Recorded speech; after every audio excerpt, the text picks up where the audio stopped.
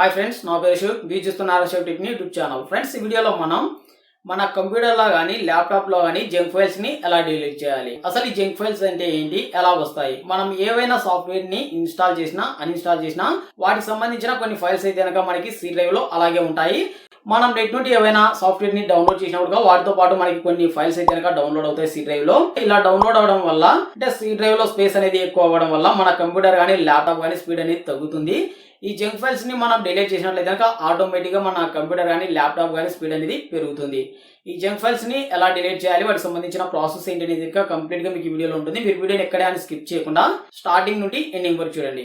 మన కంప్యూటర్ లో కానీ ల్యాప్టాప్ లో కానీ జంక్ ఫైల్స్ ని ఎలా డిలీట్ చేయాలనే దానికి ఇప్పుడు చూద్దాం.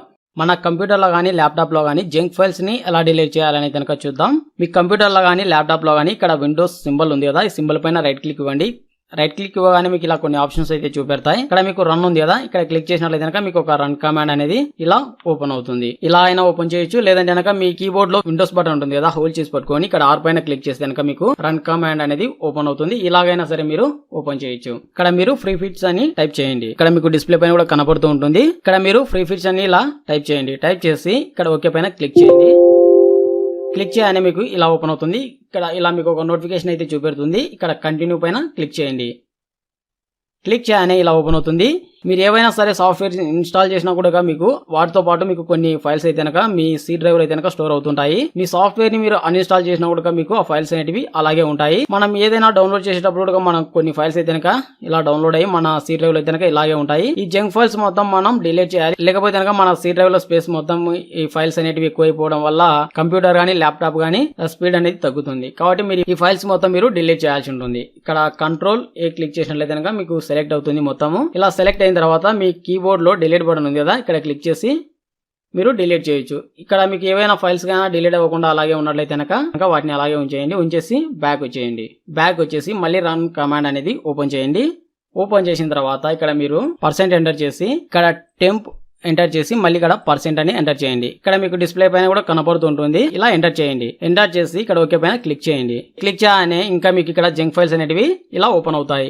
ఇక్కడ మీరు చూసినట్లయితే కనుక నాకు ఇక్కడ అడోబీ ఆఫ్టర్ ఎఫెక్ట్స్ కి సంబంధించి చాలా ఫైల్స్ అయితే కనుక ఇక్కడ స్టోర్ అయినాయి. ఇలా మనం ఏవైనా సాఫ్ట్వేర్స్ యూజ్ చేస్తున్నప్పుడు ఇలా మనకి అవసరం లేని ఫైల్స్ మొత్తం ఇలా స్టోర్ అవుతుంటాయి. ఇలా స్టోర్ అవడం వల్ల మన C డ్రైవ్ లో స్పేస్ మొత్తం ఎక్కువైపోతుంది. ఇలా ఎక్కువైపోవడం వల్ల మన కంప్యూటర్ గానీ ల్యాప్టాప్ గానీ స్పీడ్ అనేది తగ్గుతుంది. కాబట్టి మీరు ఈ ఫైల్స్ అనేటివి అప్పుడప్పుడు మీరు ఇలా డిలీట్ చేస్తుండండి. ఇక్కడ కంట్రోల్ ఏ ఉంది కదా, క్లిక్ చేసి మీ కీబోర్డ్ లో డిలీట్ బటన్ పైన క్లిక్ చేయండి.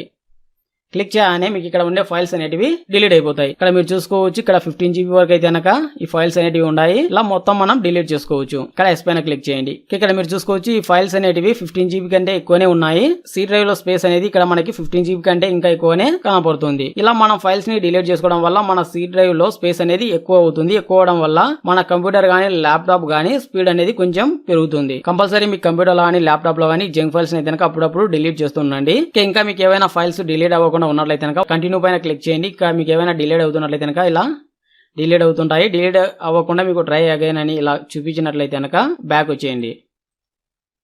ఇక్కడ రీసైకిల్ బిన్ ఉంది కదా, ఇక్కడ క్లిక్ చేయండి. ఇక్కడ కూడా మీకు డిలీట్ చేసిన ఫైల్స్ మొత్తం ఇక్కడ స్టోర్ అవుతుంటాయి. వీటికి సంబంధించిన ఫైల్స్ కూడా మీకు C డ్రైవ్ లో అయితే కనుక స్టోర్ అవుతుంటాయి. ఇక్కడ మీకు ఈ రీసైకిల్ బిన్ లో ఉండే ఫైల్స్ కూడా మీరు డిలీట్ చేయండి. ఇక్కడ రీసైకిల్ బిన్ ఉంది కదా, ఇక్కడ రైట్ క్లిక్ ఇవ్వండి. ఇక్కడ ఎంటీ రీసైకిల్ బిన్ ఉంది కదా, ఈ ఆప్షన్ పైన క్లిక్ చేయండి. క్లిక్ చేసినట్లయితే కనుక మీకు ఇలా ఒక నోటిఫికేషన్ అయితే చూపెడుతుంది. ఇక్కడ ఎస్ పైన క్లిక్ చేయండి. క్లిక్ చేయగానే మళ్ళీ మీకు ఇలా ఒక నోటిఫికేషన్ అయితే చూపెడుతుంది. ఇక్కడ కంటిన్యూ పైన క్లిక్ చేయండి.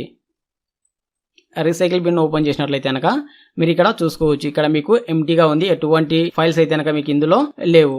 ఇలా మనం మన కంప్యూటర్ లో కానీ ల్యాప్టాప్ లో కానీ జంక్ ఫైల్స్ ఉన్నట్లయితే కనుక ఈ విధంగా మనం వాటిని డిలీట్ చేయొచ్చు. ఇలా డిలీట్ చేయడం వల్ల మన C డ్రైవ్ లో ఉండే స్పేస్ అనేది పెరుగుతుంది. మన కంప్యూటర్ గానీ ల్యాప్టాప్ గానీ స్పీడ్ అనేది పెరుగుతుంది. ఇలా మనం అప్పుడప్పుడు మన C డ్రైవ్ లో ఉండే జంక్ ఫైల్స్ ని కనుక డిలీట్ చేస్తూ ఉండాలి. ఫ్రెండ్స్, ఈ వీడియో గురించి ఇంకా మీకు ఏమైనా డౌట్స్ ఉన్నట్లయితే కనుక కింద కామెంట్ సెక్షన్ లో తెలియజేయండి. వీడియో మీకు నచ్చింది అనుకున్నాను. వీడియో కనుక మీకు నచ్చితే లైక్ చేయండి. మీ ఫ్రెండ్స్ కి ఎవరికైనా వీడియో ఉపయోగపడుతుంది అనుకుంటే వాట్సాప్, ఫేస్బుక్, ఇన్స్టాగ్రామ్ లో వాళ్ళకి షేర్ చేయండి. Okay friends, thank you for watching video.